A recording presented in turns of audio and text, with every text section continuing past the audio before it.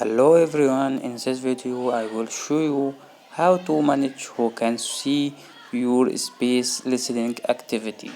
So if you want to prevent anyone to see spaces you are listening to, in this video I will show you how to do this. So first I will go and open my Twitter. Here you will go and tap on profile icon top left here. After this we go and tap on setting and privacy, and from here you go and tap on privacy and safety,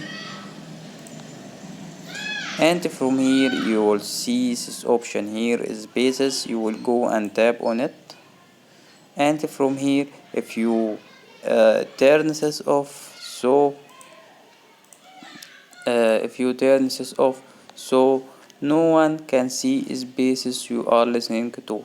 If you let this on, anyone follow you or anyone on Twitter will can see spaces you are listening to. So thanks for watching. If this helps you out, please like and subscribe.